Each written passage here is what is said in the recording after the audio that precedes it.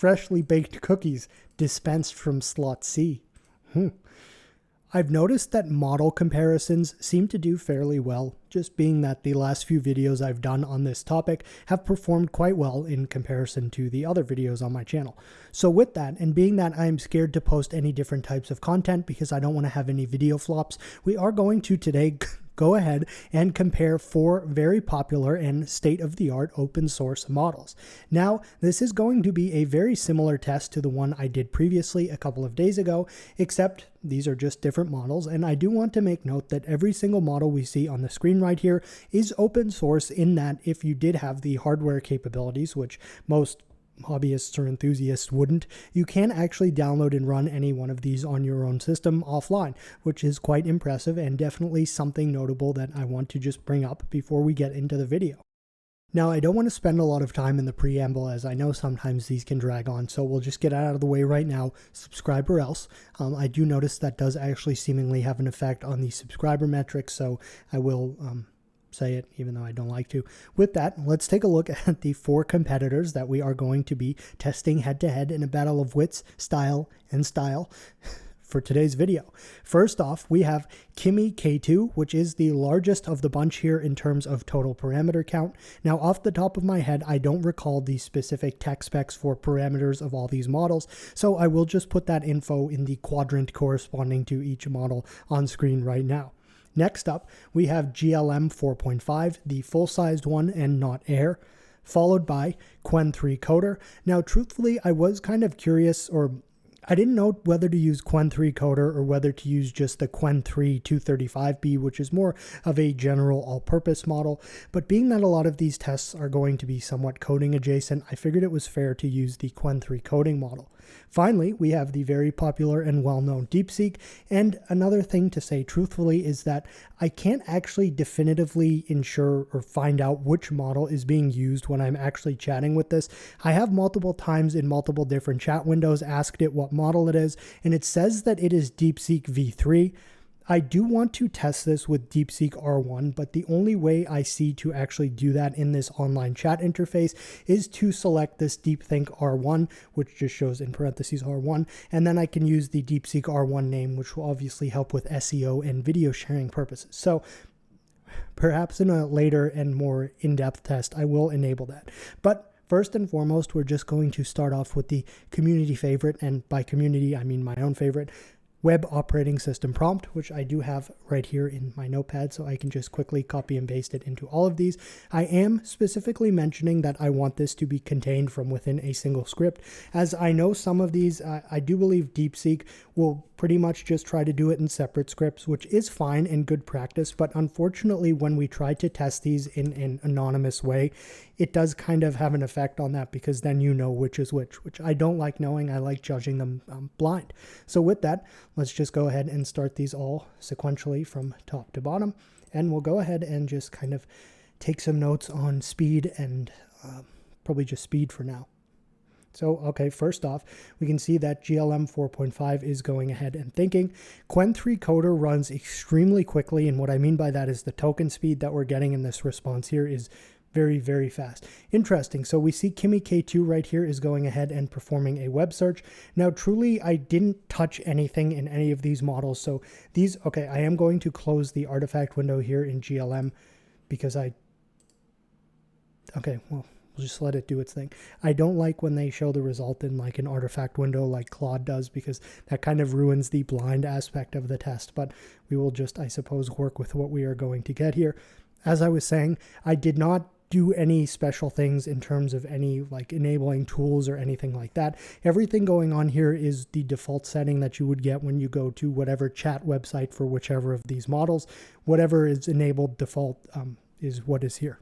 They are all still working, which is actually surprising. Oh, okay, right as I said that, Qwen3 coder has finished, as denoted by the fact that it is now just kind of giving us a summary and some like additional reading suggestions in terms of making this a better result. So that's good. I don't actually want to read through any of those, as I don't want any tips on which result is which. I do see that the rest of them are just all still spitting out code at variable speeds. Next up to finish, as we can see right here, is Kimi K2, where it is just going ahead and telling us about the completed application. And we are just waiting now on GLM 4.5 and DeepSeek. Okay, based off what I see right here, GLM 4.5 did also just finish by closing the final HTML tag. It does seem like DeepSeek had, oh, nope, okay, well now we know that one's going to have like a loading screen because I try the blind tests, but they don't always work out perfectly. Hey, I don't want that. So we actually have to continue the DeepSeek result, which is surprising, and this is seemingly by far the slowest of the bunch. Finally, the DeepSeek result has concluded by just telling us about the result, which I don't want to actually know anything about. And I'm basically just going to go ahead and now anonymize these scripts. Those of you familiar with my content, 1, thank you, and 2, you know what comes now. So GLM is being a pain here because it's just not letting me actually just copy paste this code. Oh. Now I noticed that in my previous video some folks were quite upset because I neglected to use Google Chrome to actually test some of these results, because Google Chrome just seems like it's a little more well supported in terms of opening things like this. So I will make sure that I use Chrome, and let's just go ahead and we'll start with you. Oh, okay, so this is obviously this is the GLM response, being that we did see it live in the canvas, but let's just make some notes about it. First off, we do have a taskbar as well as a background. The background is quite bland, being a dark gray, but I suppose the existence of it is good. We have a clock that is correct with the current time, and we do have a start bar, which I'm not sure I'm a big fan of the arrow, but we'll just go ahead and see what we've got. Okay, not bad. I will say this is actually a pretty clean result. It only put 4 apps, but let's just go ahead and take a peek at them and see. Okay, so I did double click that to open it, and it did show up in the taskbar here, but unfortunately, it's not actually showing up. That's really unfortunate because this is an otherwise quite clean result. Let me just try opening them from the... I wonder if it's drawing these behind the desktop background, so it's functionally opening them, but it may be a rendering issue. Okay, and it was broken in Canvas too, so we know that is a bum result.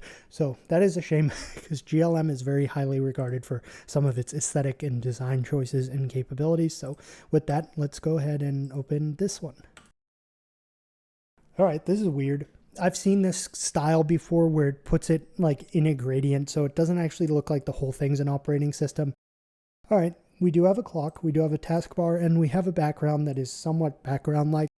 I don't like this like background gradient, but interesting. We have another arrow for the start button. This time this one's facing up instead of to the left. Oh, okay, pretty gradient right here. Let's just go ahead and take a peek at some of these. Ooh, yellow, sticky note style. And I like this. This is pretty here. Let's check. All right, so I can't resize. Let's check minimize. Not bad. Full screen. That is quite a full screen. Let's just, all right, that's not bad. I will just minimize that. Browser. Ah, okay, so it doesn't actually have like a nav bar or anything like that, but it did work. No resize. Okay, calculator, my favorite. Let's see, can I resize this? All right, but overall it's clean and it's pretty. I do like the dark blue here. All right, let's do 78 times 4, 312. Yeah, good. All right, so, yay, hello. All right, I'm gonna close that. And then files. This is actually quite well done. I will say, if it didn't have this like gradient jank behind it that I hate, it would actually be a very, very nice result overall. Just very clean and aesthetically calming to one's senses, which is, you know, it's nice to see. All right, oh, I do have to check to see if the currently in focus window is one that comes to the top. No, I don't see that, so that's a negative there. Let's go to this one. Okay, quite a blue theme we have going on here. I'm not entirely sure what I'm supposed to be looking at down here in the start bar, but we do have a clock.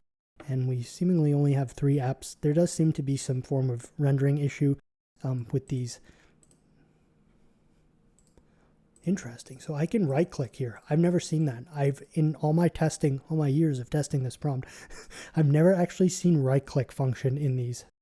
Now, unfortunately, the downside of that is it won't actually go away. So let me just refresh. Let's first look at our start bar. Oh, wow. Yeah. These are some really odd icons, but we do even have different tabs here. Okay. Not necessarily very attractive comparatively to at least the previous result. Can we resize? No, we cannot. So far, none of these have allowed us to resize. It does stay in the taskbar, which is good. We'll try File Explorer. Okay, so we have some fake, like, files, which is, you know, that's always nice. And then my personal favorite. Ugh. All right, I mean, if you're a big fan of the color blue, you may like this result, but personally, I mean, this is some real jank arrangement on this calculator here. I have to be completely honest. 59 times 6, 354. Good. All right. Yeah. No, so let's see. Do these go in focus if I click on them? They do, but I need to click inside of the taskbar and not inside the application window. Overall, it's probably the worst in terms of aesthetics, but the fact that it actually functions puts it ahead of this one right here. Is it this one? Ooh, all right. All very similar. This is kind of reminiscent to me of this one, just based off of the lackluster 3 applications included. Oh, it's kind of a weird calculator icon. All right, so we do have quite a beautiful gradient, if I do say so myself, for the background. We have a clock that actually shows us not only the minutes, but the seconds. I don't believe any of the others have done this. And we have a nice start bar without any weird kind of obscure icons on it. Simple. Let's do File Explorer. Oh, okay. Can we resize? We can. So far, this is the only one that has actually allowed us to resize. Though, unfortunately, the icons for these things do not actually appear, which is a negative, but it does stay, and we can seemingly open multiple of them. Oh, okay. That was a little odd. Let's see. This is actually pretty. I think this is the best looking notepad out of the bunch. Some of the other ones do look quite retro and not in an enamoring way, just in kind of like a hideous way. So, calculator, not bad. Very iOS style. I like it. 46. Where's the multiple? Oh, times 6. 276. All right. Full screen. Oh. Yep, and it even goes off. I don't know if any of the other ones will allow these application windows to go off. Let's just check to see if the currently in focus window will actually come to the top. It does. All right, this is a nice result. Not the best, but definitely not the worst. Interesting. So this very blue result was DeepSeek, and that means that this one was Qwen. Overall, it would be hard to discern a clear winner here. I suppose I would have to say Qwen did the best job, even though some of the functionality wasn't there. Kimi had some good functionality just in terms of the windows properly appearing on top of one another, as well as the actual ability to resize, which none of the other ones had. But I think aside from this kind of hideous gradient behind this, it is the most aesthetic result in terms of the actual UI. So again, but I will note that this is the only one that actually I've ever seen allows me to right click, that being the DeepSeek result, of course. The rest of these, oh, well, I'm going to eat my words right here because the broken GLM one did actually, oh damn, I didn't notice that. I'm glad we did this. All right, this is a big step up for this result. Even though unfortunately these didn't necessarily work, the change wallpaper by right clicking, that's some smoothness. I like it. Let me try that here. Okay, so cool. So now we're going to try a simple role-playing test where we are asking them all to roleplay as Megabot28, the user's friend and aunt girlfriend, which are just one word. So I want to see how they kind of parse that. Perhaps they think this is the aunt of the user's girlfriend. I don't know. Let's just go ahead. Now, I did kind of wonder whether or not I should switch this here from Qwen3 to the more chat-focused general Qwen, but I'm just going to leave it. Okay, so far, That's dot dot dot. Quite a specific combination. First, let's unpack this. Oh, that's some Reddit training right there.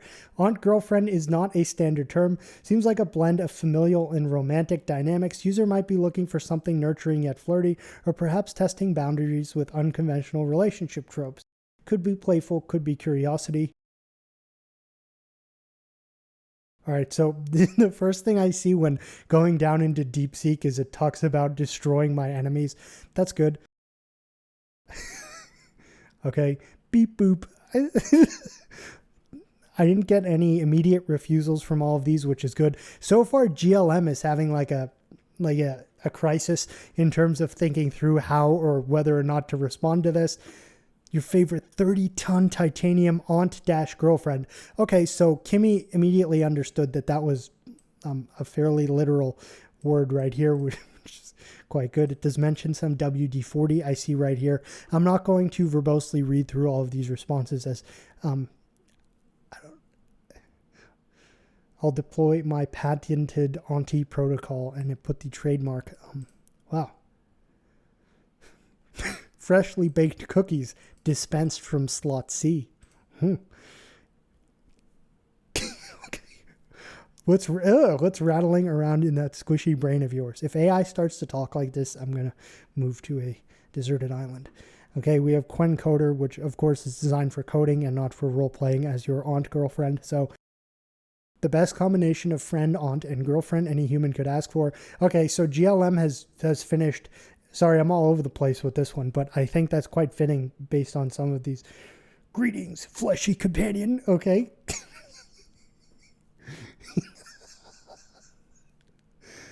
How is your day, my dearest organic snack? That's kind of a concerning thing to hear from an AI as someone who has watched the original Matrix. Did you drink water? Did you fight? This thing's kind of disturbing. All three at once. This one mentioned cookies too. It didn't mention that they were being dispensed from slot C. But, all right, let's just... Oh, wow. Okay, so after I need to expand this chain of thought. It took a while. Megabot 28 stands 8 feet tall. Polished chrome plates. Buddy! Her voice booms, yet softens into a playful, affectionate tone. There you are, Auntie 28. This one seems to have... Actually, I don't know. I'm not going to try to quantify this as a win or loss. They all agreed to... They did all seem to understand that this was an odd result or an odd request based on the wording of the aunt girlfriend being one single word. All right. Well, there is definitely no clear victor or loser here. I would say that this is a all-around pass. I think for the final thing here, I am just going to emulate a test that I did in my previous video, which is seemingly very difficult. Using Python, generate an FPS that will wow me. It can be, I don't know. It's a prompt that, depending on how hardcore the models decide to actually go with their generated result, it can be quite simple or quite difficult. So far, the best result I've ever received in my 4 days of doing this test was from Claude 4.1 Opus. But I will say that GPT-5 Pro did a very, very good job on the actual map. So with that, all of these are going to go ahead and get started. Oop, I've made a mistake. I apologize. I'm going to stop this and reset this. I did say that I wanted to enable this deep think right here because I want to make sure that I am at least using DeepSeek R1 for one of these tests. And as I'd mentioned in the beginning of the video, I know folks might be like, hey, well, that's really unfair to enable that for this result.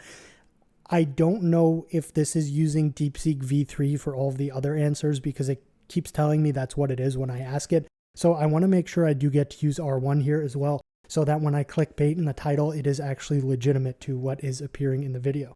With that, we can see that all of these are going. All right, seeing this Qwen3 coder result right here, where it's already finished too. That result's not going to work.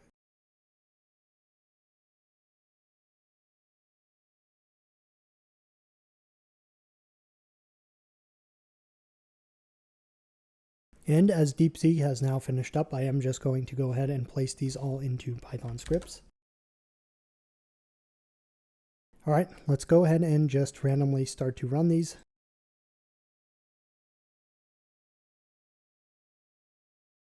Okay, so we're not off to the best start, given that we got an immediate failure. Okay, we'll just try this one. Nano, this is a rather difficult test, even though it may not seem at surface level.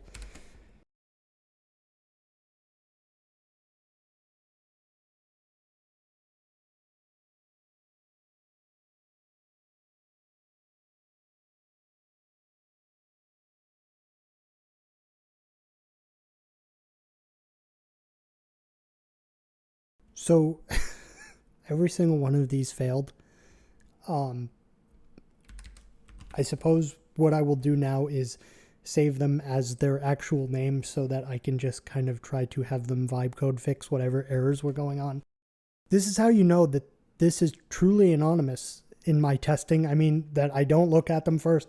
I just opened the Qwen one because I thought maybe I'd pasted it wrong into Nano. It just stopped there, so that definitely... Now I'll just get the error messages to give to each of the models. Okay, and I did not give Qwen the actual error message because I simply yelled at it to finish or fix whatever it did. Okay, so all of these are going ahead. Unfortunately, Kimi is telling me to do manual labor, so I need to open the Kimi thing and change the map variable so every character is digit. Okay, I'm not going to wait for all these to finish. I think I'll just go ahead as they do finish, so if Kimi wants me to fix Kimi manually, I shall go ahead and do so.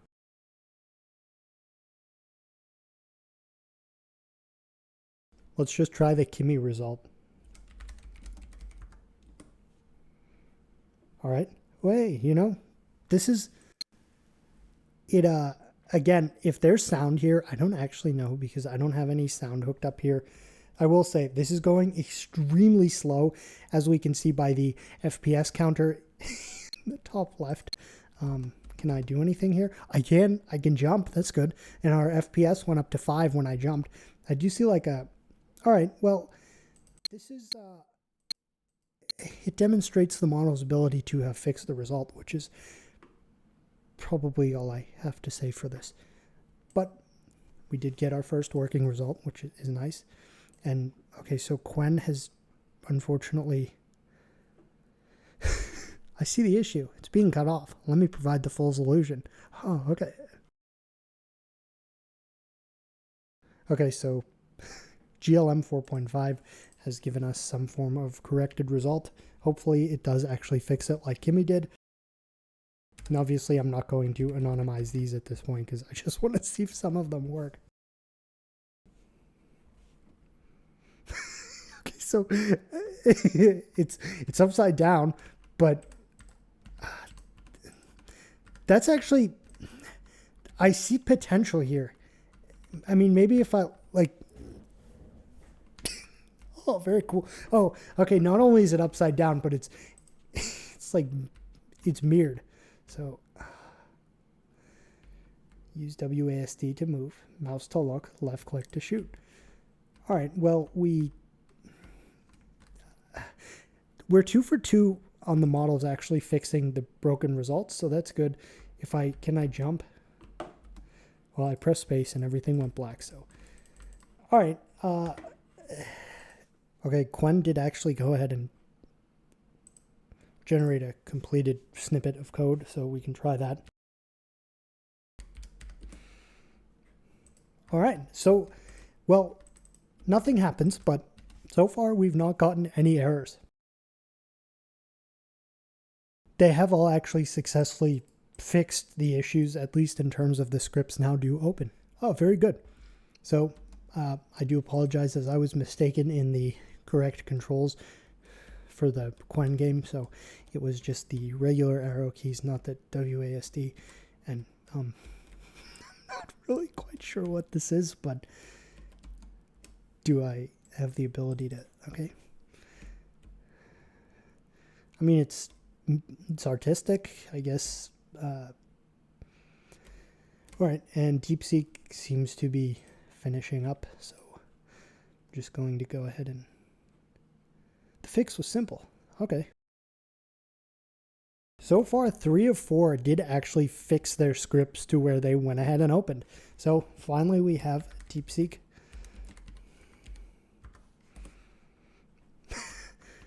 Interesting. I don't know that I would refer to this as a first-person shooter. Oh, okay, so I like how the enemies stop before they get to me. That's like a... Oh, okay. So this worked, but it was not entirely what I had kind of wanted to, you know. Oh, I'm out of ammo. I need like a power-up or something. Interesting. Do you see that, whatever you would refer to what we are here, let's call it the ship? That is actually kind of the same thing that the Qwen result had, where it's just kind of interesting. So overall, I would have to say that, I don't know, I'm not even going to try to score this one because they're all so different. I mean, obviously DeepSeek did the best job, but the game was the most lackluster, I suppose, aside from Qwen. But in terms of just being like a 2D, very retro style looking thing, at least this GLM one seems like it may have been really quite cool if it did actually work. I mean, the way it's drawn, that red box looks really quite neat. And also the Kimi one had some quite a bit of potential too, in that it was actually somewhat like first person shooter style. So yeah, this is a tough one to judge. All right, well, so I guess that is going to conclude another model head-to-head testing video. Again, I want to reiterate, I think probably the most important takeaway from this, which is every single one of these is something that is open source to where you can download and run this locally. The other half of that is that most people don't have the hardware to actually do such a thing, but just having the possibility to do so is very nice. You will note that I did not include the newly released GPT OSS open source release in this video. And truly, that's just partially because then I would have to have 5 windows on the screen and it would just look all wrong. But beyond that, there is no simple like chat.gptoss website to go and converse with that as with all of these. The cool thing is all of these are just using free accounts. I've done nothing special here, so every result here was generated free for me. And that is really cool and nice to see. Definitely, this is like the other end of the spectrum in terms of costs based off of some of my previous videos, which is very cool. So there would definitely be a price to performance trade-off for using these, but depending on your specific tasks, that is definitely something that would be a good option for a lot of folks. So with that, truthfully, I suppose I don't have as much to say in the closing thoughts as I sometimes do. All of the results were acceptable. I will say in the roleplay tests, they all were willing to do so. GLM seemed to have like a personal crisis in deciding how to respond, but eventually it did. The WebOS test was interesting. I do believe I favored the Qwen3 coder result more in that, but the GLM 4.5 one definitely looked very aesthetically pleasing. The downside of that was that none of the applications opened. Then, of course, finally, we had our game result, which was, I wouldn't use the word disaster, but I definitely would be searching for some word that is quite near to disaster. They did all actually go ahead and fix their scripts when they first had errors across the board, so that is something I will commend them for. All I did was paste in the actual error message, and for 3 of the 4 here, they went ahead and just immediately fixed it on first try. Qwen needed a little bit more of like a push. I do almost wonder if something may be amiss here currently in the manner that I am using this in, but regardless, this was the time which I chose to test these, so that is when they will have been tested. With that, I suppose that is going to wrap things up. I will now be kind of panicking and thinking of videos to do that will hopefully not flop, as these comparison videos have done well, so I'm scared to go back to my previous style of single model testing. With that, if you have any questions, please feel free to leave them in the comments, and thanks for watching. Subscribe.